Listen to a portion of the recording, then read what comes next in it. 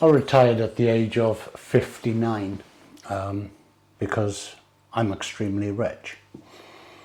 Now, if you believe that, you will literally believe anything. Let's go into the garden. We'll have a chat about money.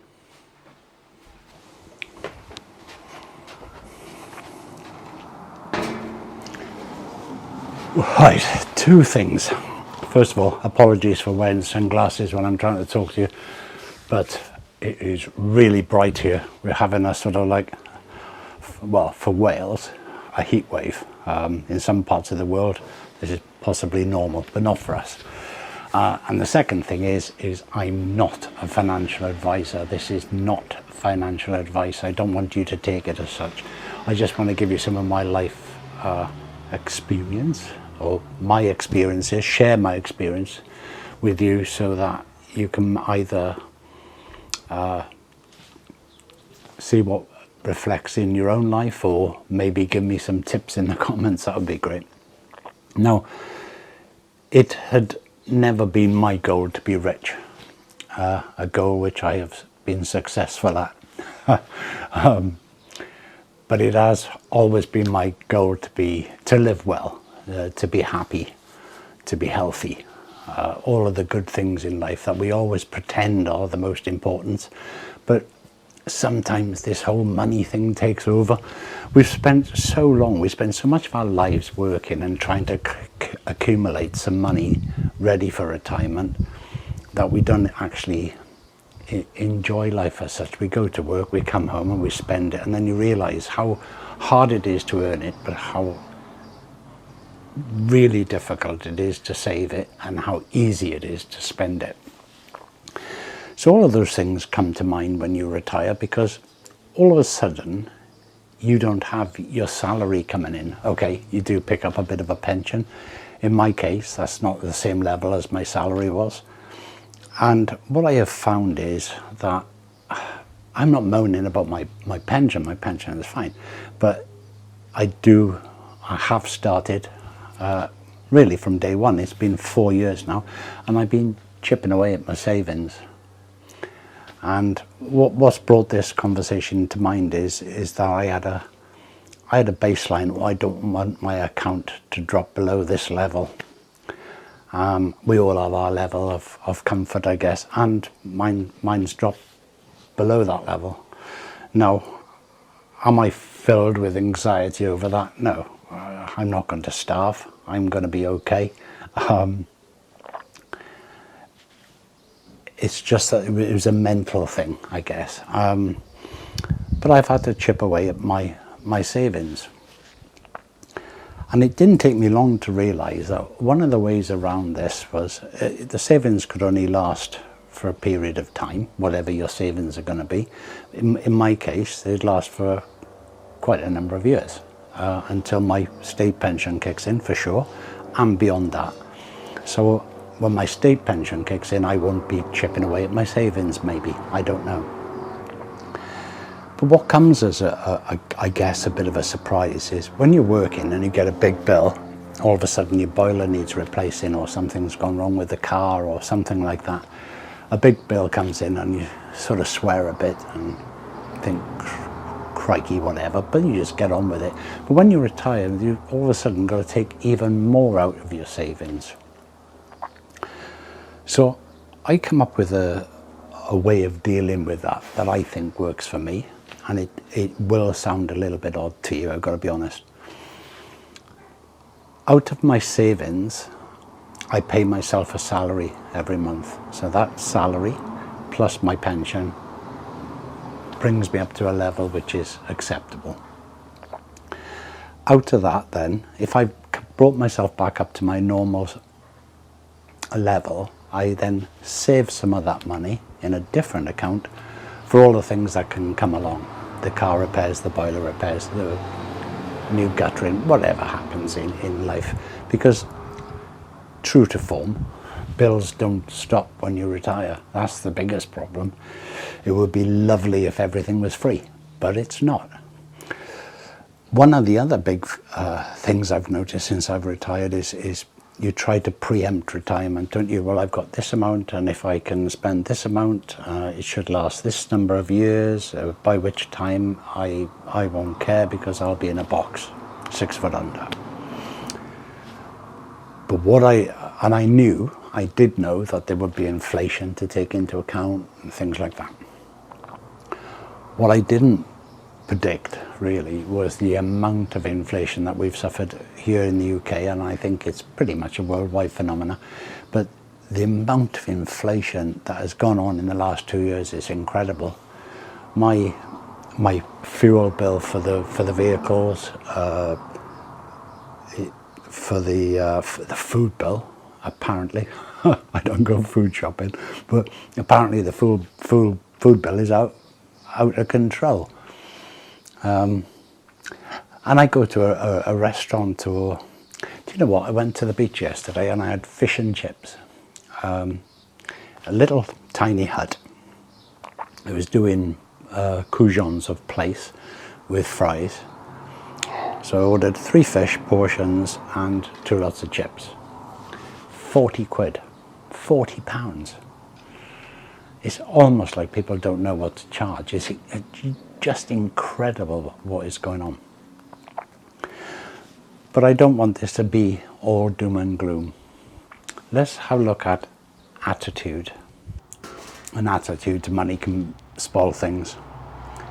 So my first piece of advice is to be aware of it, but to put it aside, you shouldn't have sleepless nights over it. If you're having sleepless nights over it, then in all honesty, you need to go and find yourself a little job to bump it up, or do something that's going to improve your income level. Because if you're having that much anxiety, there's no getting around it. You need to supplement that some way. But my attitude is this. When I worked hard and I was good at my career, I think. Others may differ in opinion on that one, but I think I was quite good at my career. I enjoyed it to a certain extent, but it was a means to an end. It was a means of having a nice lifestyle, putting a few pennies away, making sure there was food on the table, and that on all of those things that money brings. But the truth is that that's not what life's about. Life is about longevity, but in a way that is, longevity is not a great thing if you're unable to enjoy life. You know, what you need is longevity married with a healthy lifestyle, so that you can make the most of what you've got. Now, I park my finances. I know where they are, and I keep an eye on them, but I tend to park those things and think to myself, well, do you know what? I've got so much more time on my hands now.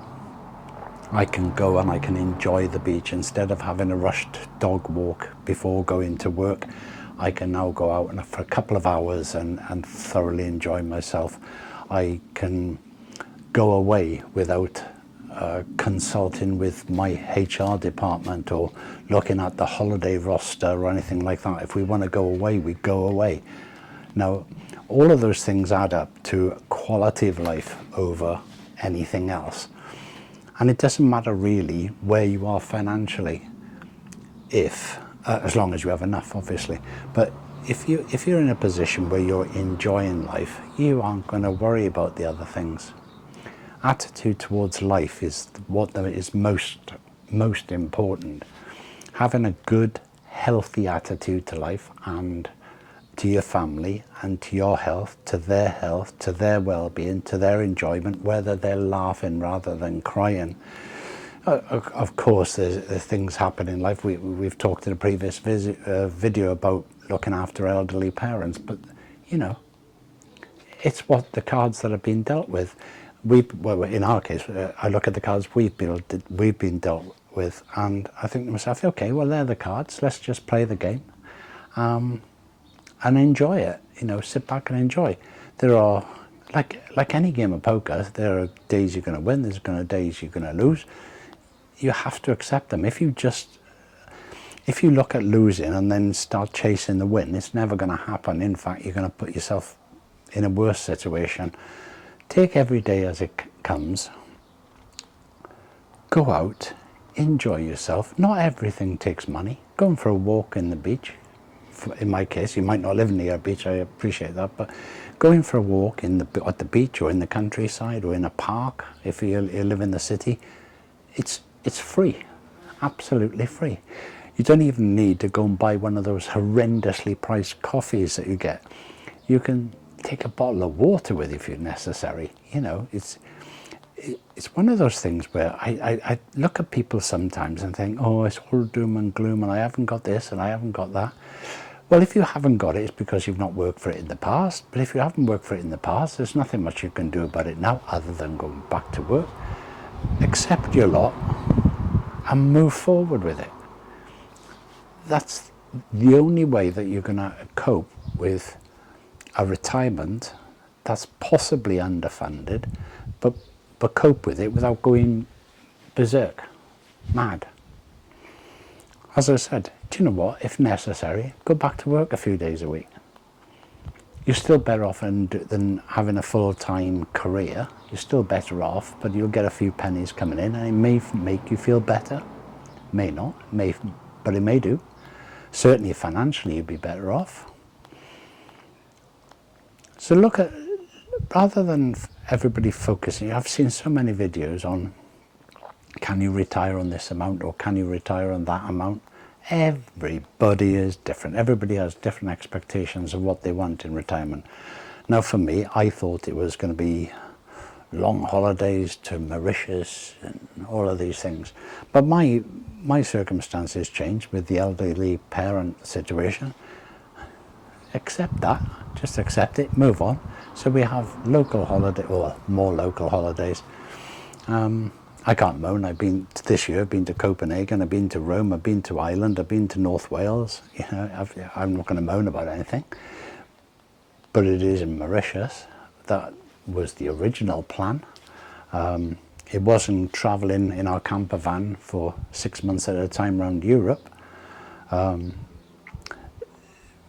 If you accept what life has dealt you and then work with it, life will be so much easier. So as I said at the beginning of the video, there's no financial advice, nothing to do with finance really. It's all about attitude, isn't it? Attitude to getting on with it. And I feel that I'm doing a really good job of getting on with it. Like I have a choice. That's the miraculous thing, isn't it? Life, you think you have choices in life, you don't. Not really. You have situations that you deal with. They don't go away because you're retired. Nothing becomes rosy because you're retired, but nothing becomes doom and gloom either.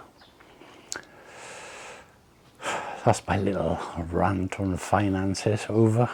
I'll let you get on with your day. Until the next video, my name is Nick. This is Still Talking. See you in the next one.